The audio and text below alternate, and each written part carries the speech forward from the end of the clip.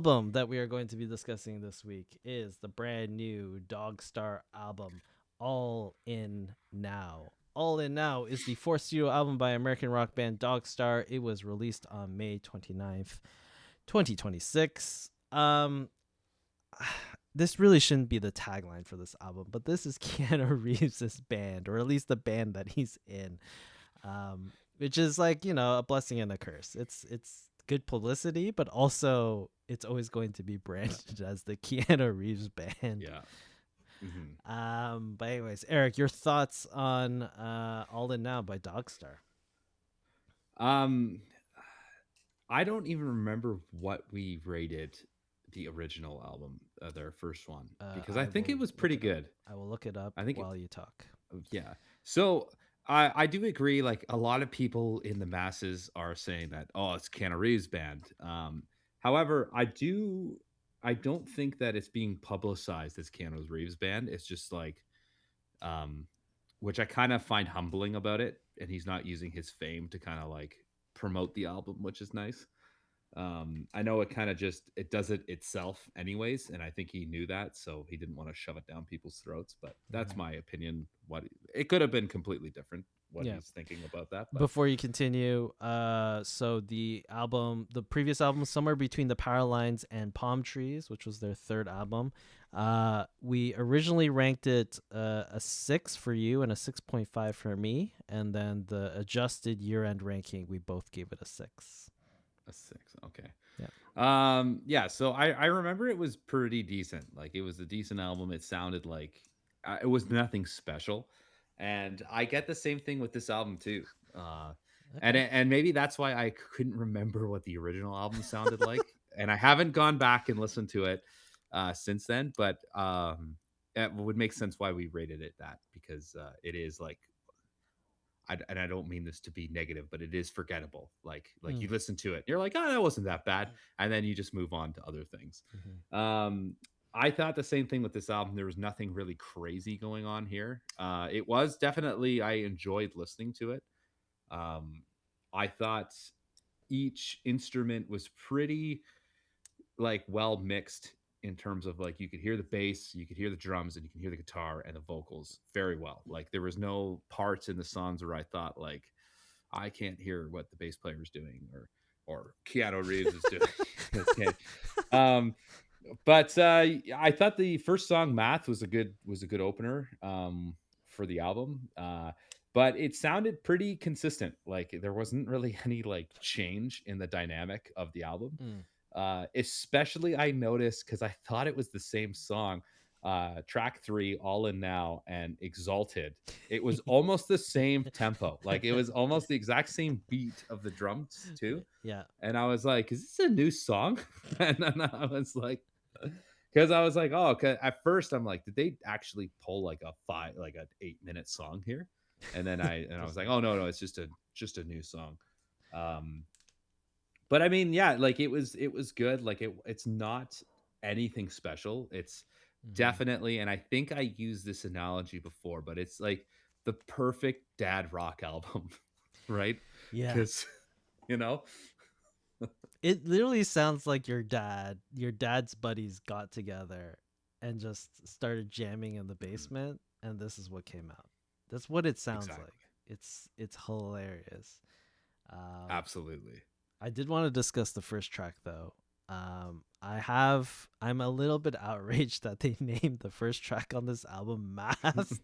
It is the most, I don't know if it's lazy or if it's the most like dad joke title for a song in the world, but I can't believe the opening track is called Math. It's like I couldn't believe they called the song Math. Like Mhm. there's nothing imaginative about it. It's literally just like a subject. Hey, maybe it means something to them, right? It's insane. Um, Oh, you know what? I like this album. mhm. Surprisingly, I liked it. I know that I always rail on about like albums being boring and there's no purpose to it, but listening to this, I actually liked it a lot better than the previous album. Mhm. I just felt like they were having fun with it, and there was just more passion in the songs.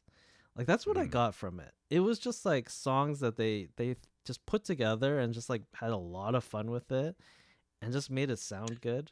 There wasn't anything fancy. Like it's just bass, drums, guitar, vocals, three piece.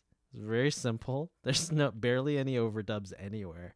Um, but I thought it was just like a fun record. I had a lot of fun Mhm. listening to it. This Fear, All In Now, like tracks 2 and 3. I was like, oh, that's like a catchy like. I'm pretty sure like any Joe Schmo like could have made come up with those riffs, but like it was just like, oh, that's pretty catchy. Yeah, and that's the thing. Like, I think anybody could have come up with these riffs for these albums, but Yeah, it is definitely catchy. I do agree. I think they had a lot more fun with this album. Again, I can't remember what the first one sounded like, but it's very I similar. can yeah, it is it probably is similar, but I don't know, like I kind of dig it. Maybe it's because I'm a dad now and it's like, like I relate to just dad things. And it just feels like something that like, like that would be created. You're right. Like a bunch of dads, like I could see my kids being like, "Oh my god, dad, this is like the typical music like the dad would listen to in the family," you know? Yeah, it's like there's something charming about it.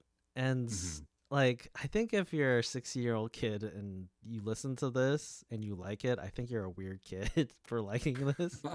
But Yeah, as like 30 plus, like if you're a 50-year-old, like I feel like this is your jam. Like this is a perfect exactly. album for you. Yeah. But like there's just something charming about like committing to this style of music. Um Yeah. and it's like their age, Mhm. like it's appropriate for their age. They're not out there just like, shredding it up or playing pop punk music or like, they're just playing music that their age demographic stereotypically relies on, I would say. Exactly. Yeah, I don't think there's gonna be very many young people at these concerts. Yeah. Yeah, yeah, yeah. I'm just curious to know like what their stage presence is like. Like I wonder if they Yeah. just show up and just play the songs and that's it. Cuz I could see that happen. Like just treat it as like a bar gig. I think yeah, I am very intrigued, and I think after this album, if they do come to Vancouver, I'm gonna try to get tickets to see them Mhm. because I would love to see how they are live. Mhm. And just in terms of like, because it just seems pretty like I can't see them doing anything crazy. I think it's just gonna be like the band's just gonna play the songs. I don't think they're gonna be jumping around. Yeah. Yeah, it seems and the style of music leans towards that too. So like I don't Mhm. know. And also I normally don't like short songs, but I sort of appreciated them being super short on most of their songs. They're all like hovering around like the 2.5 to 3.5 mark.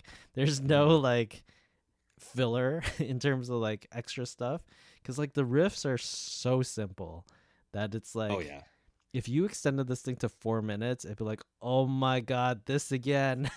But because it's And like I 2.5, it's yeah, like, okay, not bad. We're like moving the on to the next thing.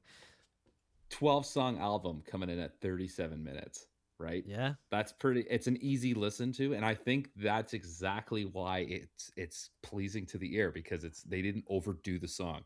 yeah, Because I find that some people get caught in the genre. It's like, well, we have to add another chorus or another verse, but they kept it very, very simple, like yeah, super simple. yeah. So, and I think that's exactly what you said. I think that's why this album is fun and easy to listen to.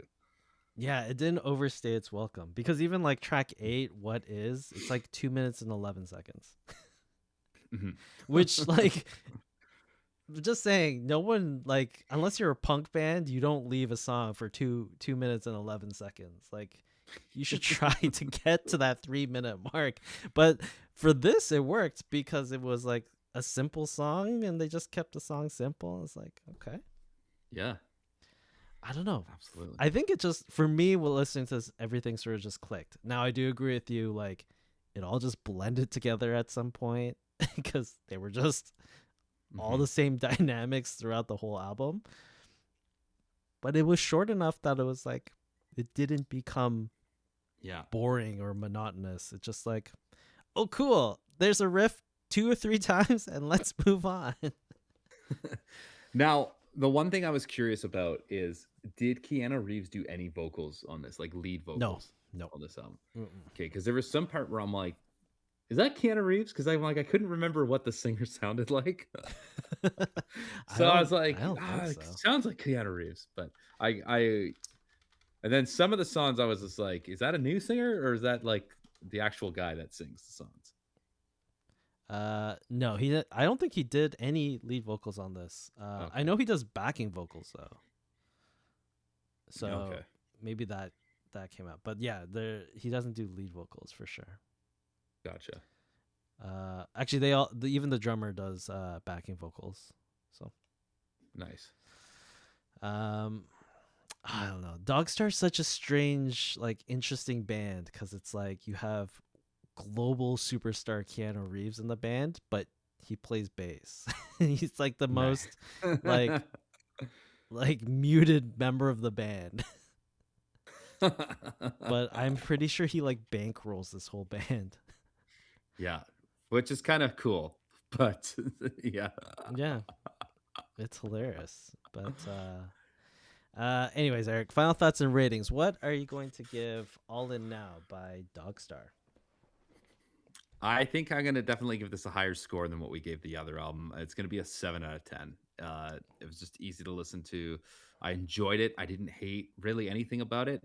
It did sound dynamically the same, but I mean, what are you gonna expect from a celebrity like band? And I think this is totally just like a hobby thing, Mm-hmm. and I appreciate when celebrities can do other talents and they're not like, glorifying on like, Yep. you get these like actors that are just like pumping money into the publicity. This is a very humble, Mm-hmm. like just a humble experience to listen to. And I like the fact that it's not like, I'm Keanu Reeves, come look at my band, Yeah. right? Like it's kind of just like, this is something he does on the side, and it's not about just him, it's about all of them, which I like. So Yeah, yeah, that's a good point. It does feel like a band. Like it's yeah. not like a lead singer rock star led band. It's like this is like a Mhm. solid unit. Um I am so tempted to give this an 8 just because Ooh, I do I, it. I actually listening to this I was like, "You know what? This has sold me. I actually might be a fan of Dogstar." Because like I don't know the I think they just nailed it on this album because of the length of the songs. They didn't like overstay the welcome, Yeah. and it just like it flew by. Because normally songs this genre of music, I'm just like, just kill me now, just kill me now. This thing is so boring. Now you're a fan Yeah, of this type of but then genre. it's like it just flew by. I was like, oh, I didn't hate this thing. This was actually like pretty fun to listen to. So yeah, I'm gonna give this an 8 out of 10. Surprisingly, I can see now, chasing dragonflies. The vision of the band is gonna change to dad rock now, just imagine just because of this week. just inspired by Dogstar to Yeah. just start Yeah, and writing your short songs. bandmates are gonna be like, "What the fuck, Cam? Like, are you serious? Are you actually serious?" It's literally just verse, chorus, and we're done. Yeah, yeah. Just no. Don't play too many notes. You're overcomplicating it.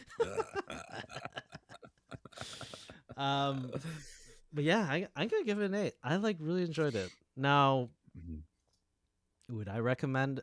You know what? If someone asked like I need a dad rock album or I just need like some sort of gateway to rock music, you know what? I would actually recommend this album. Hmm. Right? Okay. I Yeah, would. I would too. Yeah, it was just I a think decent. this album is wanting me to go see them live. So Yes. Yeah. yeah. So I will be right there with you. I would be recommending this by your side. Yeah. Yeah. Yeah. All right.